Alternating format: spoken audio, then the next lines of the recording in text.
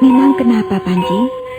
Pakaian yang Bibi kenakan seperti pakaian seorang laki-laki. Pakaian dari negeri mana itu, Bi? Pakaian dari negeri Bibi. Dari negeri yang jauh, Panji.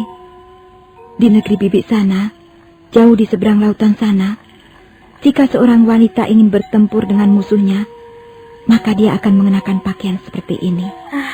Maksud Bibi, pakaian seorang pendekar wanita? Iya. Pakaian yang Bibi kenakan sekarang adalah pakaian pendekar wanita berkebangsaan Mongolia. Oh, saya baru tahu sekarang. Rupanya Bibi Mesin adalah juga seorang pendekar. Kalau begitu, Bibi juga mempunyai ilmu kanuragan seperti Paman Kamandanu. Iya, Bibi pernah juga belajar ilmu kanuragan. Tapi ilmu kanuragan yang Bibi miliki tentu saja tidak sehebat ilmu kanuragan pamanmu. Jadi, Bibi akan keluar untuk bertarung dengan wanita itu tadi, Bi? Iya, Panji. Bibi akan keluar untuk bertarung dengan Dewi Sambi. Perempuan itu kelihatannya kejam sekali, Bi. Apakah Bibi bisa mengalahkannya? Bibi tidak yakin apakah Bibi akan bisa mengalahkannya. Tapi Bibi harus bertarung dengannya. Hati-hati, Bi. Perempuan itu tadi seperti setan. Dia pasti galak dan bengis. Kalau Bibi bisa dikalahkan, Bibi bisa juga dibunuh olehnya.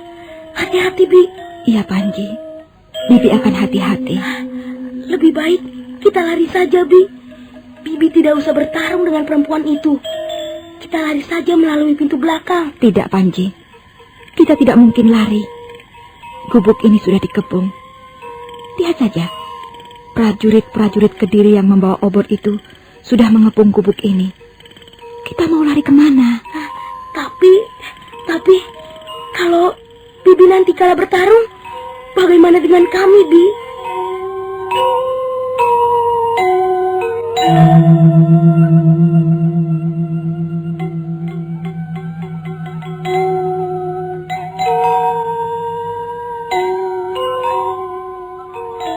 Mesin tidak segera menjawab pertanyaan Panji Ketawang yang amat sederhana itu. Hatinya bagaikan remuk redam. Tiba-tiba dia merasa bahwa sebentar lagi dia harus berpisah dengan Panji Ketawang ataupun Ayu Wandira. Matanya menjadi panas. Kerongkongannya serasa tersekat. Dia ingin menjerit sekuat-kuatnya untuk menghilangkan tekanan kesedihan di dalam hatinya. Tapi dia tidak bisa melakukannya. Yang bisa dilakukan sekarang hanyalah menghapus air mata yang meleleh di pipinya yang putih bersih itu. Kemudian Mesin perlahan-lahan mendekati Ayu Wandira yang masih tidur pulas di atas pembaringannya. Dia lalu duduk di sebelah bayi mungil yang masih merah itu. Dia ingin mencium bayi itu, tapi niat itu diurungkannya karena dia takut Ayu Wandira menjadi terbangun. Ayu, maafkan ibu ya, nak ya. Ibu terpaksa melakukannya. Ibu melakukannya untuk menebus dosa-dosa ibu di masa lalu. Maafkan ibu, Muna. Kalau ibu pergi nanti, Ayu tidak boleh menangis ya. Ayu akan ditemani Mas Panji. Mudah-mudahan saja ibu akan selamat. Dan kita masih akan bisa bersama-sama lagi. Tapi kalau misalnya ibu mengalami sesuatu yang membuat kita terpaksa berpisah, ibu akan selalu berdoa untukmu, nak. Ibu akan selalu memohon kepada Yang Maha Kuasa agar Ayu dan Mas Panji selalu dilindungi olehnya. Tidurlah, nak. Tidurlah dengan tenang di sini. Hei! Kenapa lama sekali? Ayo cepat keluar! Aku sudah tidak sabar lagi menunggu! Awas kalau kau berani mempermainkan aku! Ayo keluar! Nah, Panji. Ya, Bi. Kau temani adikmu ya. Bibi pergi dulu. Kau jangan kemana-mana. Kau di dalam saja, Panji. Ya, Bi. Saya tidak akan kemana-mana. Saya tidak akan meninggalkan adik kecil sendirian. Kasihan Ayu, Bi. Nah, Bibi Bibi pergi dulu. Kau tidak usah mengintip keluar. Kau duduk saja di sini, di dekat Ayu. Iya, Bi. Iya, Bibi Mesin. Iya, Bi. Bagus. Aku menghargai jiwa pendekarmu. Aku menghargai keberanianmu. Karena itu, aku pun ingin bersikap sebagai seorang pendekar wanita. Aku datang kemari membawa 40 orang prajurit Kediri. Tapi karena melihat keadaanmu yang serba tidak menguntungkan, aku tidak akan menggunakan prajurit-prajuritku untuk menangkapmu. Kita akan bertarung berdua saja.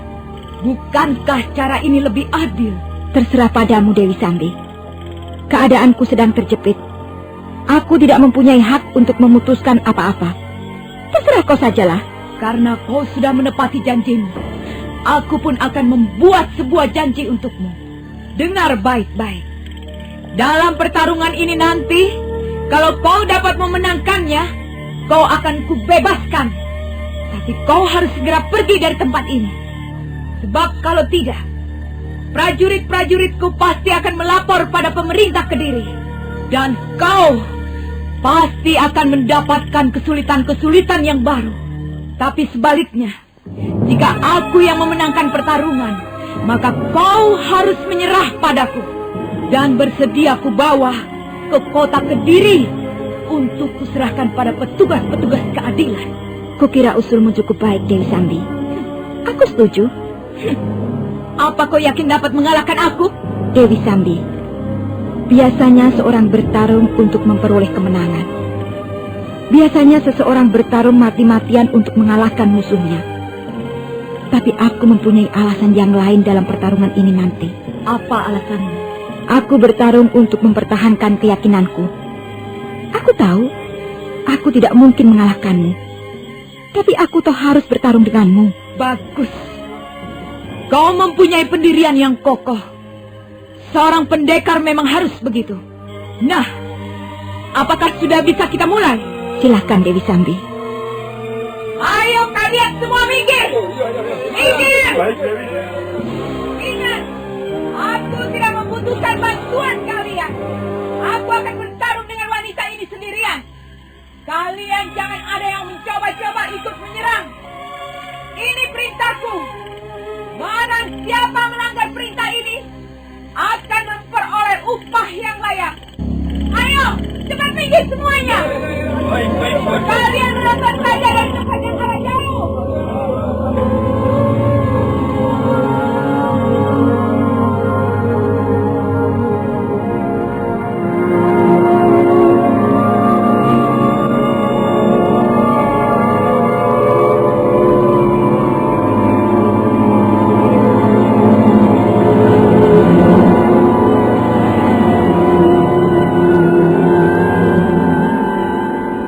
Prajurit-prajurit Kediri segera bergerak menjauh. Mereka berjajar membuat garis lingkaran di halaman gubuk. Dewi Sambi segera mempersiapkan jurus-jurusnya. Demikian pula Mesin sudah memasang kuda-kudanya. Dua orang pendekar wanita itu nampaknya benar-benar sudah siap bertarung mati-matian.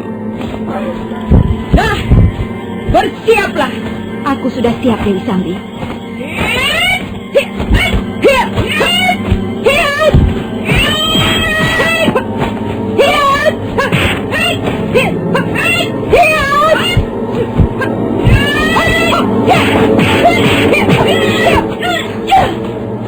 Dewi Sambi terus menyerang dengan gencar. Mesin melayaninya dengan semangat membaca. Walaupun dia tahu kemampuan Dewi Sambi jauh di atasnya, tapi dia tak ingin menyerah begitu saja. Dia melompat ke kiri ataupun ke kanan, dan sekali waktu menangkis serangan Dewi Sambi yang datang silih berganti. 10 jurus segera berlalu, dan Dewi Sambi masih terus memburu dengan jurus-jurusnya yang semakin berbahaya. Bagus, bagus sekali. Kau ternyata mampu bergerak dengan cukup lincah. Ilmu kanuragan yang kau miliki ternyata tidak bisa kupandang dengan enteng. Ilmu pukulanmu sangat berbahaya, Dewi Sambi. Kalau tidak berhati-hati, sudah tentu aku tidak akan mampu bertahan lebih dari 10 jurus. Kau tidak perlu merendah seperti itu. Tapi juga jangan lantas menjadi sombong. Pertarungan baru saja kita mulai. Sekarang, lihatlah. Aku akan menggunakan jurus-jurus selanjutnya. Kau harus lebih berhati-hati lagi. Terima kasih atas peringatanmu, Dewi Sambi.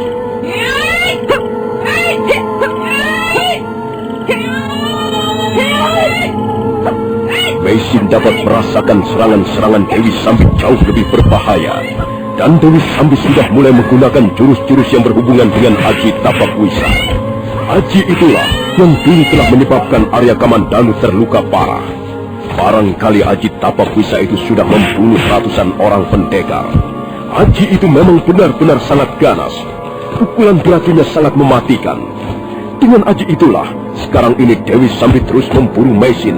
Mereka bertarung di tengah-tengah kabut pegunungan yang dingin. Tiba-tiba Meisin merasakan tubuhnya semakin melemah.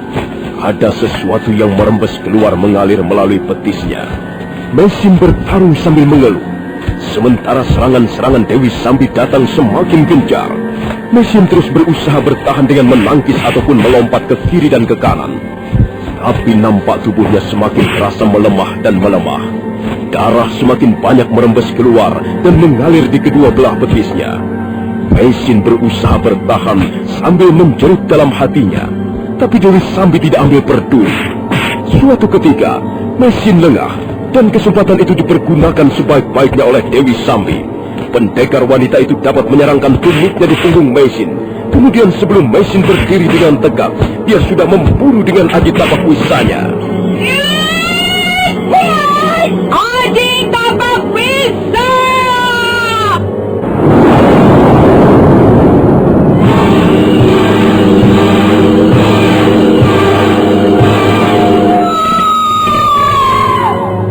Tahan! Tidak perlu dikejar!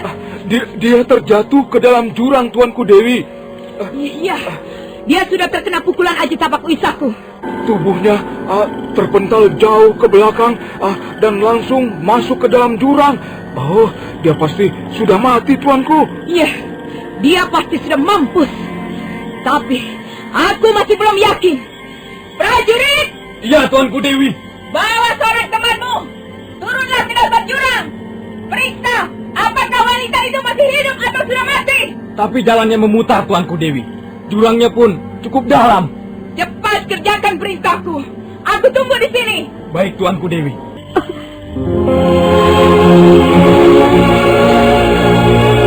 Saja mereka. Aku mempunyai pikiran lain. Kita bisa membuat dua anak itu menjadi sandera.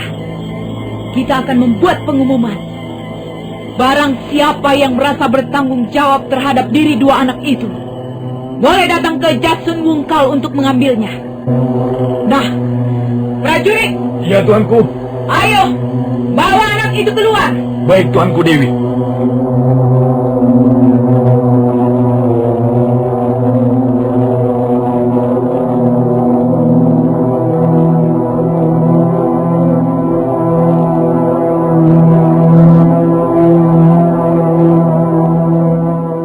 Dua orang prajurit segera melangkah ke dalam gubuk yang pintunya sudah menganga karena hancur berantakan.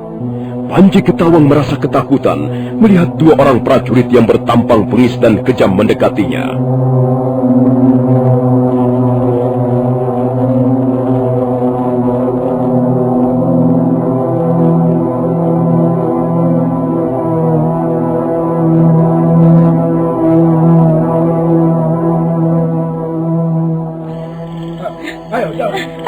Tidak, aku tidak mau. Lepaskan aku. Jangan ambil adikku. Jangan ambil Ayu. Kalian orang-orang jahat. Kalian jahat. Tidak, lepaskan kami. Lepaskan kami.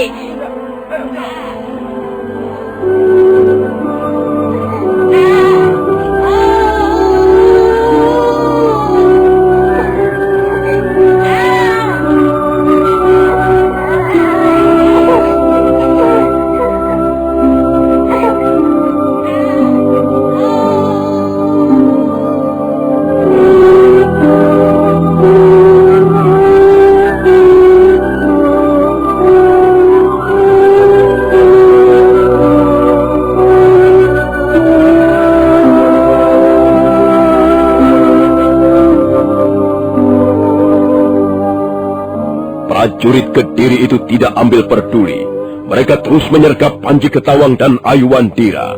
Nah, saudara pendengar, bagaimanakah kisah selanjutnya?